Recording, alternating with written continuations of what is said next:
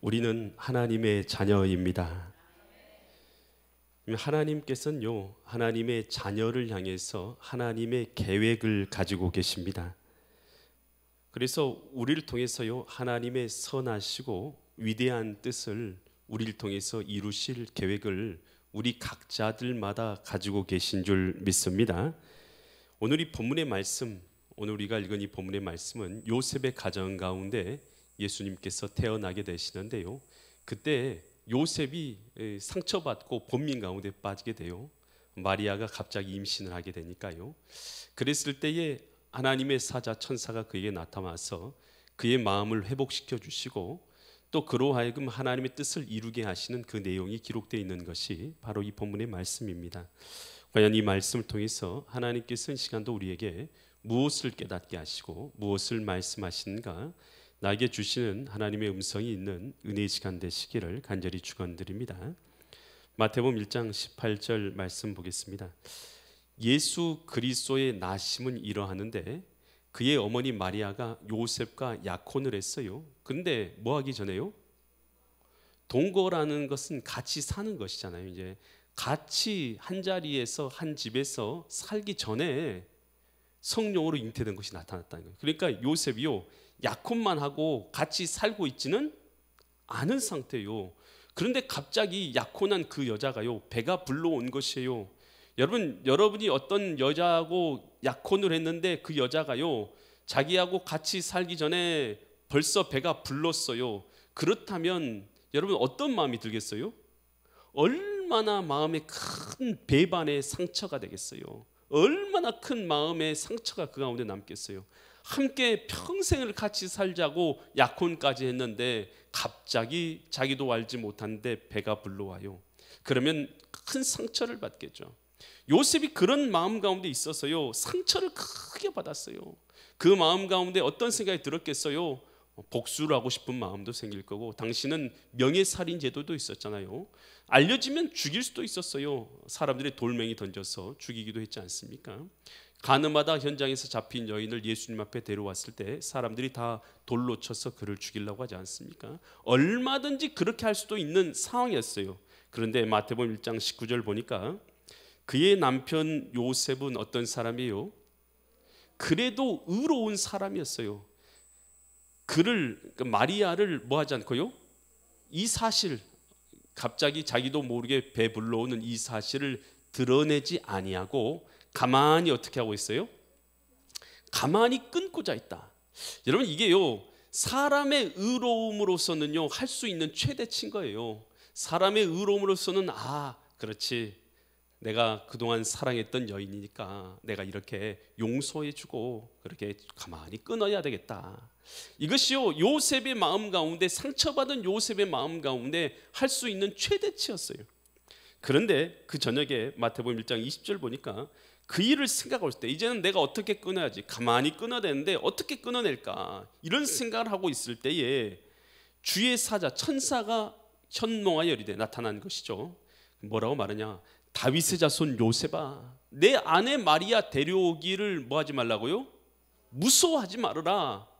그에게 잉태된 자는 뭘로 된 것이에요? 성령으로 된 것이니라. 여러분, 요셉의 가정 가운데 이 마리아를 통해서 누가 태어나려고 하는 것이에요? 하나님의 아들 예수 그리스도가 태어나는 그 자리로 요셉의 가정이 선택을 받은 줄 믿습니다. 여러분, 이것이요 얼마나 놀라운 일입니까? 여러분, 이 내 가정 가운데 태어나는 그 사람이 바로 하나님의 아들이라는 거예요. 메시아라는 거예요. 여러분, 그래서 만백성을 구원하는 구원주가 되는 것이요, 너무나 놀라운 사건이고 너무나 놀라운 사실 아니겠습니까? 여러분, 그런데 요셉이요, 이 사실, 지금 마리아를 통해서 태어나실 분이 만백성의 구원주가 되시는 메시아가 되실 분이라는 것을 알기 전에는, 하나님의 뜻을 알기 전에는 요셉의 마음은 어떤 마음이었어요? 요셉의 마음은요 완전히 무너진 상태였죠. 요셉의 마음은 상처받았죠. 요셉의 마음은 배반으로 가득 차서, 배반의 상처로 그 마음이 가득 차서 고통 가운데 몸부림치며 잠들지 못하고 있었던 것 아니겠어요? 마찬가지 아니겠습니까? 여러분, 우리가요 우리 땅을 살아갈 때요 하나님의 계획을 모르면 우리도 마찬가지로요, 몸부림치면서 고통 가운데 잠 못 이루고 배반의 고통에, 마음의 상처에, 고통 가운데 살아갈 수밖에 없는 것이에요. 그런데 하나님의 뭘 알게 되면요, 지금 설교 저만 하고 있는 겁니까? 하나님의 계획을 알게 되면, 아멘, 하나님의 뜻을 알게 되면, 여러분, 그러면 오늘 우리 마음은요, 이 고통에서 변화해서 도리어 감사가 되는 줄 믿습니다. 근심이 변해서 기쁨이 되는 줄 믿습니다. 하나님의 뜻을 알아야죠. 하나님의 뜻을 알게 되면 우리의 아픔은 변해서, 슬픔은 변해서 기쁨으로 바뀌게 되고 감사로 바뀌게 되는 줄 믿습니다. 그래서 우리 가정 가운데, 직장 가운데, 사업 가운데, 건강 가운데, 자녀 가운데 일어나는 일들, 내 인간관계 가운데 일어나는 일들이요, 그 원인은 알지 못하지만 오늘 우리가요, 하나님의 선하신 계획이 반드시 있다는 것을 우리가 믿어야 될 줄 믿습니다. 예수님께서 이 실로암 못을 이제 제자들과 함께 걸어가고 있어요. 그런데 나면서부터 소경된 사람이, 그 시각장애자가 그곳에 있는 거예요. 제자들이 예수님께 자꾸 물어보는 것이죠. 예수님, 이 사람이 누구의 죄로 이렇게 시각장애자가 된 것입니까? 그 부모의 죄로 인한 것입니까? 아니면 그 본인의 죄로 인해서 시각장애자로 태어난 것입니까? 라고 물어보는 거예요, 예수님께. 그랬더니 예수님께서 요한복음 9장 2절에서 3절에서 이렇게 말씀하세요. 제자들은 물어 이르되 라삐어, 이 사람이 맹인으로 태어난 것이 누구의 죄로 인합니까? 자기입니까? 그 부모입니까? 물어보는 거예요. 그랬더니 3절에서 예수께서 대답하셔요. 뭐라고 말씀하세요? 이 사람이나 그 부모의 죄로 인한 것이 부모 죄도 아니고 본인 죄도 아니랍니다. 본인 죄도 아니에요. 그러면 뭐 때문에 그렇게 하셨냐는 거예요. 그에게서 하나님이 하시는 일, 특별한 계획이 있다는 것이죠. 특별하게 하나님께서 그를, 계속해서 9절 보여주세요. 하나님께서 특별하게 그를 통해서 영광 받으실 계획이 있다는 것이죠. 그래서 하나님이 하시는 이 일을 나타내고자 하심이라. 여러분, 이 사람이 소경으로 태어난 것이 누구 죄 때문에 태어난 것이 아니다. 여러분, 우리가 선천적으로 어떤 질병을 가지고 태어난 것이 누구의 죄 때문에 그런 것이 아니다. 여러분, 누구의 죄 때문에 그런 것이 아니라 그를 통해서 하나님께서 특별하게 영광 받으시려는 계획이 있는 줄 믿습니다. 여러분, 우리 내 삶 가운데 어떤 일이 있다 할지라도요, 우리가요 그것을요 내 죄 때문에 그런가, 누구의 죄 때문에 그런가, 우리가 그렇게 스스로를 정죄하고 스스로를 판단하고 누구를 비판하고 정죄할 때가 있어요. 그런데 하나님께서는 어쩔 때가 있는 거예요? 누구의 죄 때문에 그런 것이 아니라 하나님께서 특별히 영광 받으실 계획이 있는 줄 믿습니다. 그래서 이 마음을 가지고 우리가 하나님을 바라볼 때요, 우리의 문제가요 우리를 억누르는 것이 아니라 도리어 하나님 앞에 감사로 받아들여야 될 것임을 깨닫게 되는 줄 믿습니다. 이 닉 부이치치, 이 세르비아의 어느 가정에서 태어났어요. 근데 양팔하고 양다리가 없이 태어났단 말이에요. 세상을 어떻게 살아갈까? 어린 시절에는 그냥 아무것도 모르잖아요. 응애응애 할 때는 뭘 알아요? 그러니까 양팔과 양다리 없이도 그냥 젖만 먹고 살고, 그러니까 별 지장이 없었어요. 근데 사람이라는 게 인지가 발달하잖아요. 정신이 깨잖아요. 어느 정도 지나다 보니까 다른 사람과 자신이 너무 틀리다라는 것을 깨닫게 되는 거예요. 다른 사람은 다 손이 있어서 스스로 밥을 먹는데 자기는 손이 없어서 먹여주는 사람이 없으면 먹을 수가 없고, 다른 사람 다 걸어 다니는데 자기는 걸을 수가 없는 거예요. 아니, 다른 사람과 다른 것을 깨닫게 되면서 큰 우울증이 그에게 밀려오기 시작하는 거예요. 아, 나는 도대체 왜 태어났는가? 나는 세상에 태어나서 무엇을 할 수 있는가? 이런 생각이 빠지니까 큰 우울증 가운데 빠져서 그는요 3번이나 목숨을 끊으려는 그런 시도를 하게 됩니다. 근데 모두 실패하게 돼요. 그런데 하루는 하나님 앞에 나가서 이런 기도를 드리는 거예요. 왜 나는 태어났고 도대체 무슨 목적으로 나를 태어나게 하셨냐고.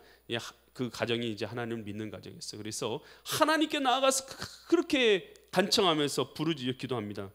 그러면서 물어보는데요, 갑자기 요한복음 9장 오늘 읽었던 그 말씀, 하나님께서 하시는 일을 나타내고자 하심이라. 그 구조를 보는 순간 그 마음 가운데 무거웠던 그 짐이 다 떨어져 나가고 그 마음 가운데 하나님 주신 평강이 임하게 된 줄 믿습니다. 그러면서 나를 통해서도 하나님께서 이루실 받으실 선하신 영광이 있어서 나를 이렇게 태어나게 하신 줄 믿습니다 라고 고백하면서 원망이 변해서 하나님, 그러면 나 같은 사람을 통해서도 하나님께 어떤 영광을 돌리며 살아갈 수 있겠습니까? 라고 구하게 된 것입니다. 그런데요, 그때부터요 하나님께서요 그에게 은혜를 주셨어요. 그는요 이 복음 가수로 활동하게 됩니다. 팔도 없고 다리는 없지만 뭔 있어요?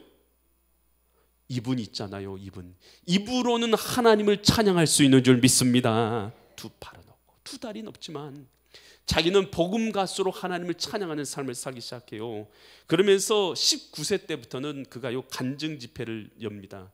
그래서 간증 집회를 열어서 자기에게 오는 사람들마다 하나님께서 나를 통해서 어떤 영광을 받기 원하시는가에 대해서 그가 말하기 시작하는 거예요. 그런데 그의 이 강연을 듣고 나면 죽으려고 했고 자살하려고 했다가 또 그리고 사업에 실패했다가 또 실현당했다가 고통받는 자들이 그의 강연을 듣기만 하면 마음이 회복되는 거예요. 눈물을 흘리면서 그의 마음 가운데 치유의 역사가 일어나는 것이에요. 그러니까요 사람들이 막 그를 불러주기 시작해요. 그래서 그는 38개의 나라에 가서 강연을 하고 집회를 갖고 또 4개의 나라 대통령을 독대에서 만나고 또 5개의 나라 국가에서 국회에서 신앙 간증도 하고 수많은 사람들에게요 희망과 소망을 주는 그런 믿음의 사람들로 세워지게 되었어요. 심지어는 결혼도 했고요 자녀도 낳았다는 거예요. 할렐루야. 여러분, 그러면서 그는 이렇게 말해요. 나는 붙잡을 수 없는 손이 없지만 주님은 나의 손을 붙잡아 주셨고, 주님 안에서 나는 팔이 없지만 나의 모든 한계를 끌어안을 수 있었습니다. 이제 상처와 불행조차도 껴안고 일어서게 되었습니다. 나의 상처와 불행까지도 껴안고 나는 일어서게 되었다. 예수님께서 나를 향하신 특별한 계획이 있음을 주님 안에서 믿게 되니까 그는요 자기의 상처까지도 끌어안고 일어서게 된 줄 믿습니다. 에베소서 2장 10절에서 이렇게 말해요. 우리는 그가 뭐 하셨다고요? 그래서 그는 누구겠어요? 하나님께서. 우리는 하나님께서 만드신 바라, 만드신 사람이라는 것이죠. 그리스도 예수 안에서 뭐 하려고 만드셨어요? 선한 일을 위해서 지으심을 받은 자니.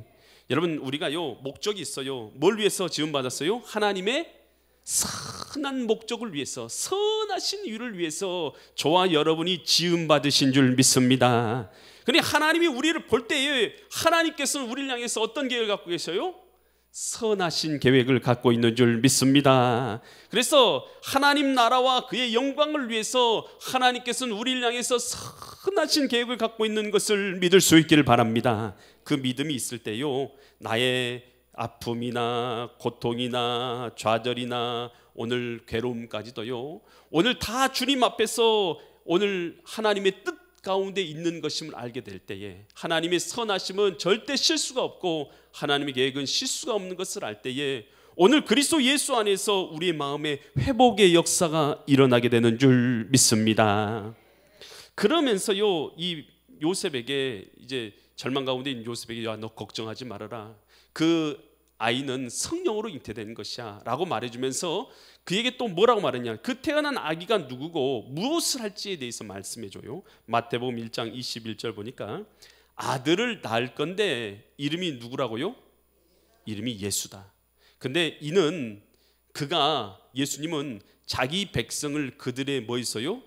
죄에서 구원할 자이심이니라.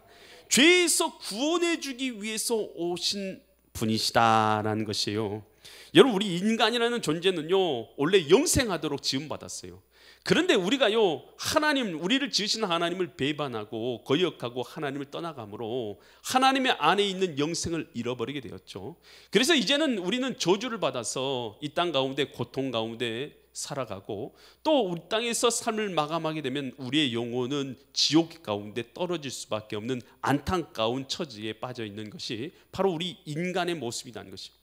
우리 힘으로는 도저히 하나님께 돌아갈 방법도 없는 상태 가운데 있는 우리를 불쌍히 여기셔서 하나님께서 그 아들 독생자 예수님을 이 땅에 보내주셔서 우리 죄를 대신 지심으로 대속해 주심으로 오늘 우리의 구원해 주실 길을 열어주시기 위해서 독생자 예수님이 이 땅에 오셨다라는 것이에요.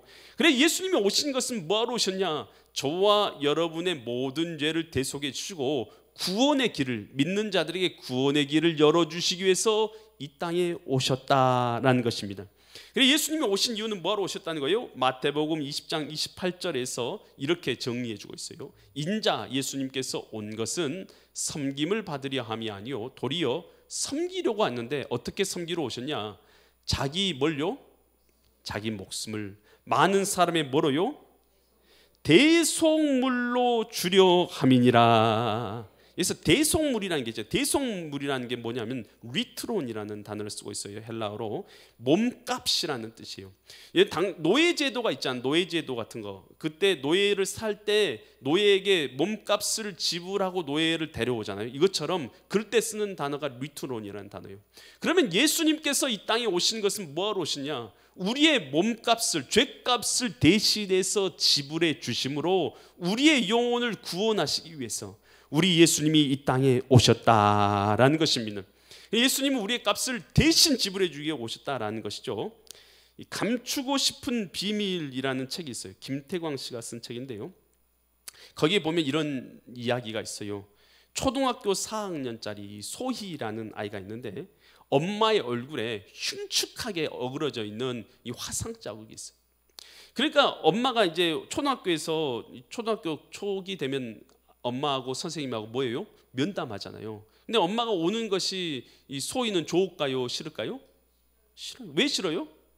엄마가요 완전히 얼굴이 흉측하게 돼서 좀 괴물같이 보이거든요. 그러니까 무섭게 괴물같이 보이니까 엄마가 오는 게 싫어요.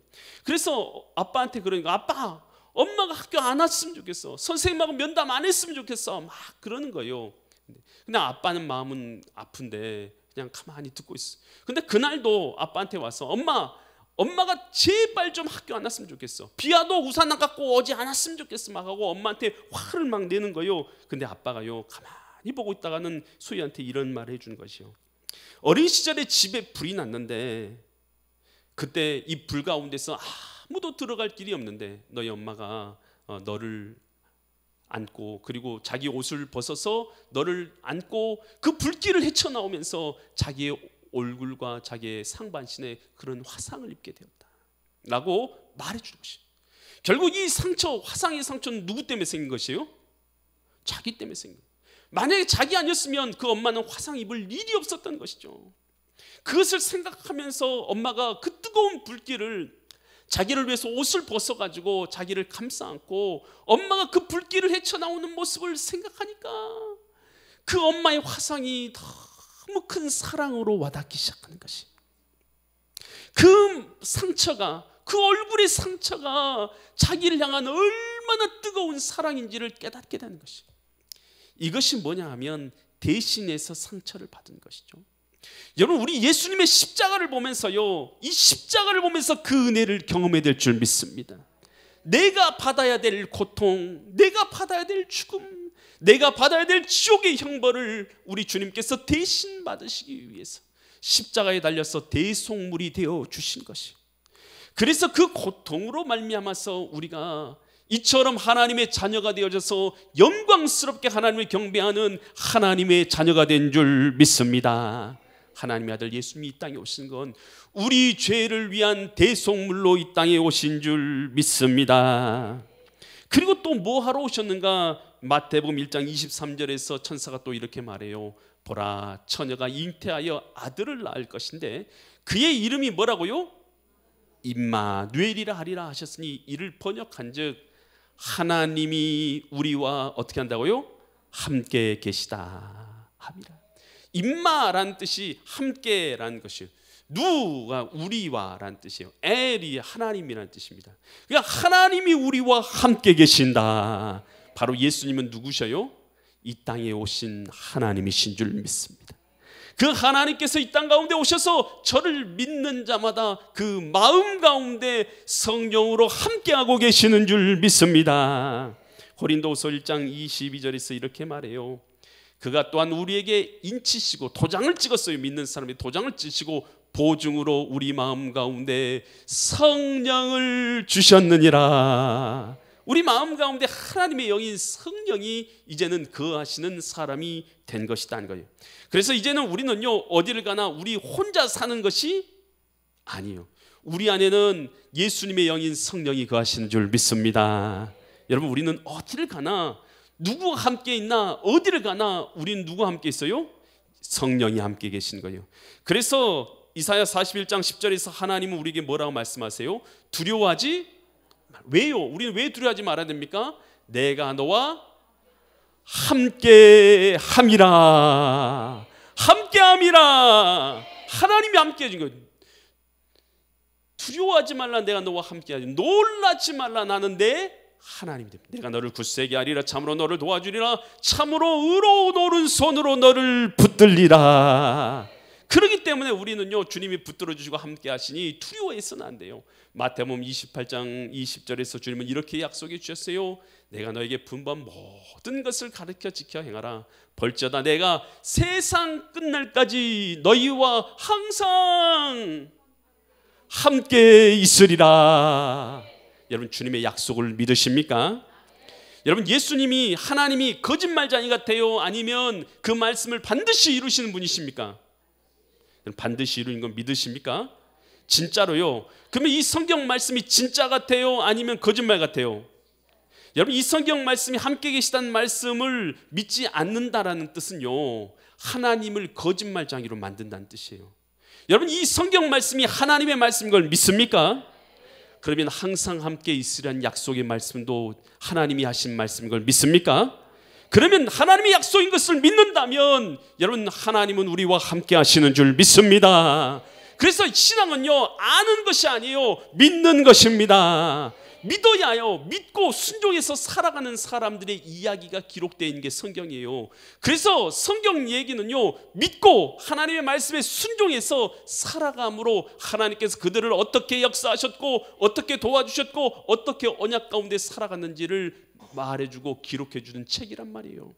여러분, 그랬더니 이 요셉이요, 이 이야기를 듣고 나니까, 아, 내 가정 가운데 일어난 일이 너무나 두렵고 염려되고 고통스러운 일이었는데, 듣고 보니까 하나님의 아들이 태어나는 일이었고 만백성을 구원하는 일이었고 하나님이 우리와 함께 하시는 일이구나라는 것을 깨닫게 된 것이죠. 그리고 나서요, 마태복음 1장 24절처럼 그가 행동해요. 요셉이 잠에서 깨어나 주의 사자 천사의 분부대로 행했다. 여러분, 누구의 분부대로 행했다고요? 내 뜻대로 행한 것이 아니라 하나님의 뜻대로 행한 줄 믿습니다. 여러분, 신앙생활은요, 이거예요. 내 마음대로 신앙생활 할 것 같으면 신앙생활이 무슨 소용이 있어요? 내 뜻대로 살아갈 것 같으면 신앙생활이 무슨 소용이 있습니까? 내 마음대로 범죄하고 내 마음대로 죄짓고 내 마음대로 미워하고 내 마음대로 원망하고 내 마음대로 살아갈 것 같으면, 하나님 없이 살아갈 것 같으면 신앙생활이 무슨 소용이 있습니까? 요셉이 이 말을 듣고 나서 어떻게 한 것입니까? 자기의 뜻을 버리고 하나님의 뜻대로 순종한 줄 믿습니다.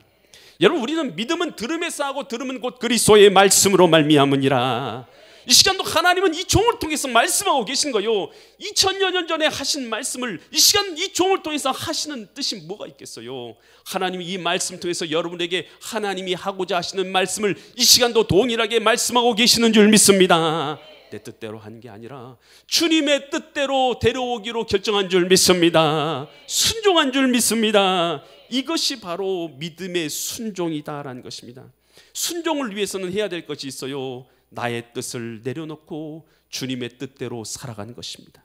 먼저 해야 될 것은 나의 뜻을 내려놓는 것인 줄 믿습니다.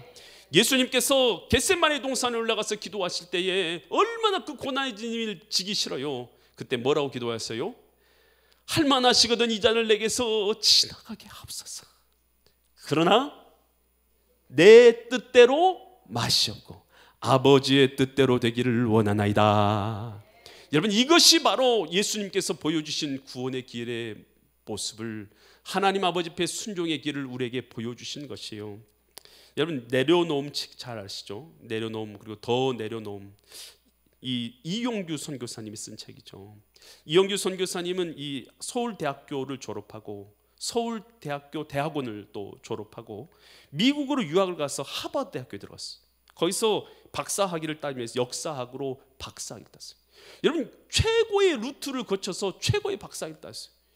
여러분, 그때요 많은 사람들이요 그를요 막 부러워하고 박수 쳐줬어요. 왜냐하면 이제는 거기서요 이제 학교에서도 그를 콜링해서 박사 과정적 교수 자리를 제안했기 때문에.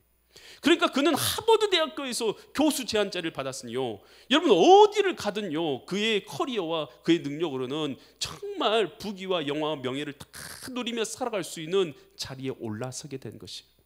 그런데 갑자기 하나님의 부르심이 있는 거예요. 그에게 어떻게 하냐, 몽골에 가서 복음을 전파하라는 부르심을 받게 된 것이에요. 그래서 그는요 모든 안락한 미래, 보장, 부와 명예를 모두 내려놓고 몽골의 울란바토르로 들어가서 그곳에서 선교사로서 3일 감당하는 사람들을 가르치는 일을 하게 된 것이에요.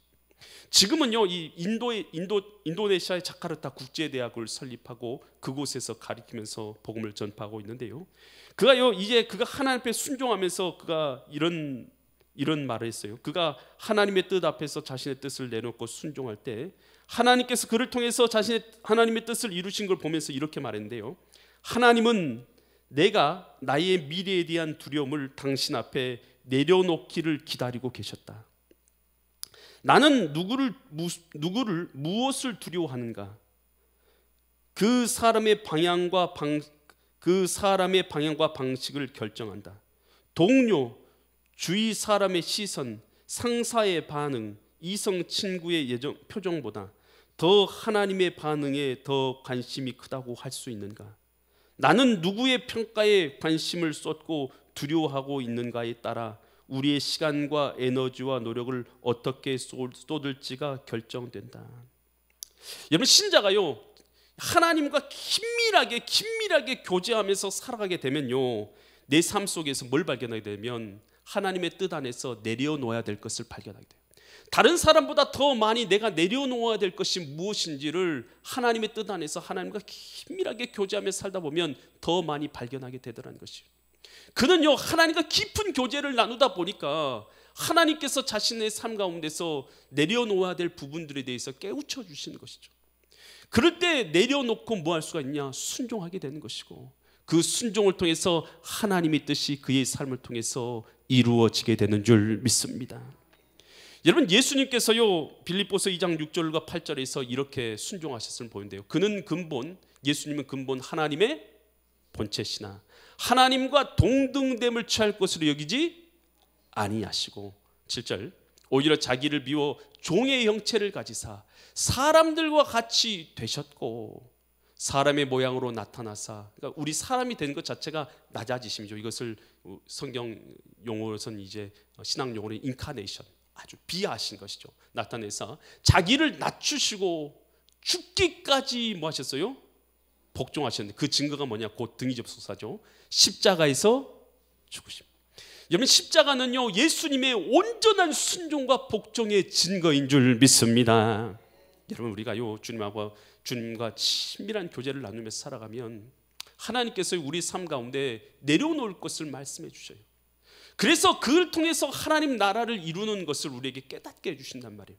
그랬을 때요 오늘 우리가 두려워하지 말고, 우리가 하나님을 두려워하는 자인가 아니면 사람들을 두려워하는 자인가, 우리 스스로의 신앙생활을 한번 돌아보고, 하나님 앞에서 내가 내려놓아야 될 것이 있다면 내 무엇이 되었던 주님 앞에 내려놓고 순종함으로 나를 통해서 하나님 나라를 이루어 가시는, 요셉처럼 하나님 나라를 이루어 가시는 믿음의 거룩한 성도님들 되시기를 예수 그리스도의 이름 받들어 간절히 축원드립니다.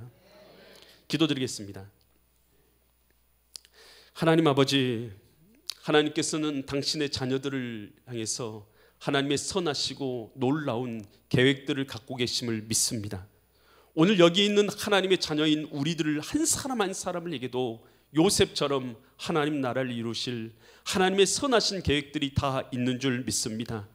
오늘 그 계획 앞에서, 하나님의 선하심 앞에서 오늘 우리가 내 마음에 있는 여러 근심과 걱정과 염려와 세상 사람들의 시선까지도 다 내려놓게 하여 주시고, 오늘 주님의 말씀에 순종함으로 나를 통해서 하나님의 오심과 하나님 나라가 이루어지는 역사가 일어나게 하여 주시옵소서. 가정들마다, 사람들마다, 성도님들마다 일어나는 문제들과 어려운 일들이 무엇인지 알지 못하지만 그 가운데서 하나님의 선하신 계획을 발견하게 하여 주시옵고, 내려놓을 것이 내려짐으로 말미암아서 하나님의 뜻이 우리를 통해서 이루어지고 하나님 나라가 이루어지게 하여 주시옵소서. 감사드리며 존귀하신 예수 그리스도의 이름 받들어 간절히 기도드립니다. 아멘. 모든 영광을 주님께 올려드립니다. 하나님께서는요, 우리를요 하나님의 선하신 자리로, 하나님 나라를 이룬 자리로 우리를 부르고 계신 줄 믿습니다. 그 부르심 앞에요, 하나님과 친밀한 교제를 나누면서 내려놓을 걸 내려놓고 주님 앞에 순종함으로 하나님 뜻이 나를 통해 이루어지기를 간절히 소망합니다. 우리 다 같이 자리에 있어 일어나셔서 우리 찬양할 텐데요, 이 하나님의 부르심이라는 찬양입니다. 이 가사 내용이 이런 내용이요, 하나님의 부르심에는 후회하심이 없네. 내가 이 자리에 선 것도 주의 부르심이라. 하나님의 부르심에는 결코 실수가 없네. 나를 부르신 하나님의 신실하심을 믿네. 날 부르신 뜻 내 생각보다 크고 날 향한 계획 나의 지혜로 측량 못하나 가장 좋은 길로, 가장 완전한 길로 오늘도 나를 이끌으심을 믿네. 아멘. 이 찬양 믿음으로 우리 함께 같이 찬양하겠습니다.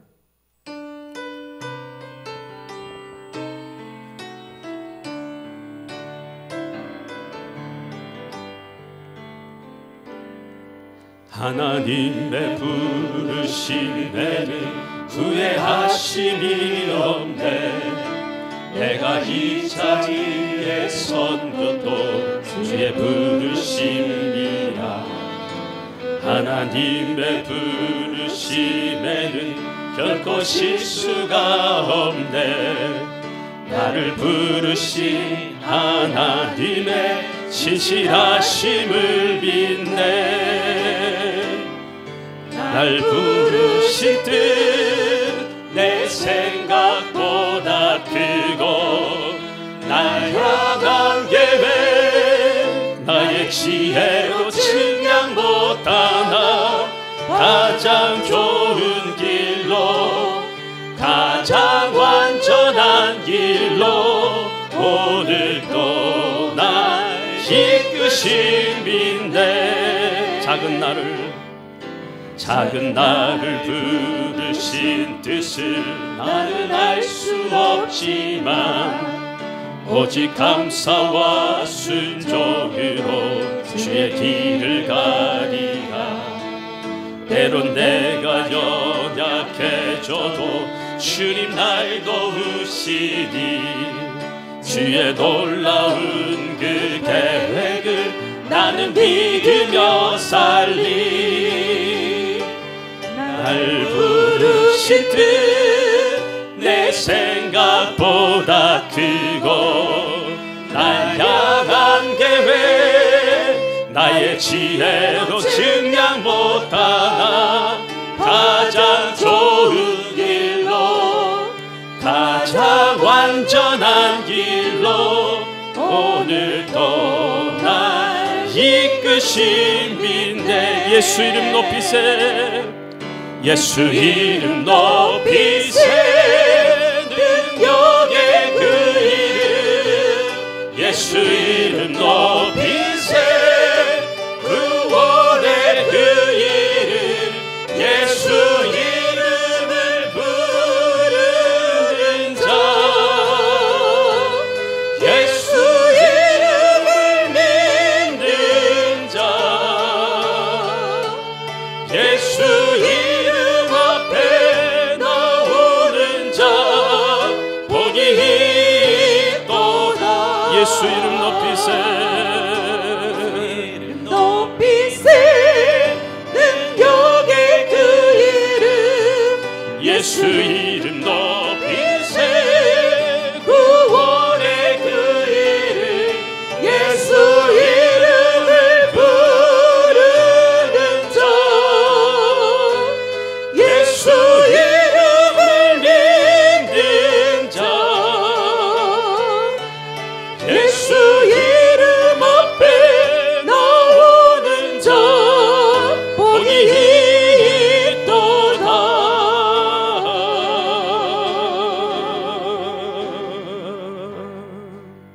기도드리겠습니다. 하나님께서 우리를 부르심에는 후회가 없는 줄 믿습니다. 날 부르신 하나님의 뜻은 내 생각보다 훨씬 큰 줄 믿습니다. 나의 지혜로 하나님의 지혜를 측량 못하나 가장 좋은 길로, 가장 안전한 길로 오늘 또 우리를 이끌어 주심을 믿습니다. 오늘 우리의 삶 가운데 일어나는 어떤 일들 앞에서도 낙심하지 않게 하여 주시옵고 실망하지 않게 하여 주시고 하나님의 선하신 계획을 믿고 붙잡게 하여 주시옵소서. 그래서 이곳에 있는 믿음의 사람들이 그의 영혼이 그리스도 예수 안에서 회복되게 하여 주시옵소서. 치유되게 하여 주시옵소서. 하나님의 선하심을 붙잡고 믿음으로 서게 하여 주시어서 내려놓을 것이 내려지고 순종되어질 때에 하나님의 나라가 이루어지는 것처럼 이들을 통해서도 주님의 나라가 이루어지게 하여 주시옵소서. 이제는 내가 곧 길이요 진리요 생명이 되시는 예수 그리스도의 은혜와 하나님 아버지의 극진하신 사랑하심과 성령 하나님의 감화 감동 내주 교통하심의 역사가 오늘 예배를 참석하고 나를 통한 하나님의 선한 계획이 있음을 알고 믿음으로 순종하여 살아기로 다짐하는 모든 성도들의 머리 위에, 그 직장과 사업체 위에, 자녀들 위에, 엘림 재단 위에, 이 나라의 민족 위에, 전 세계에 터지는 주님의 교회 위에 이제부터 영원토록 함께 있을지어다. 아멘.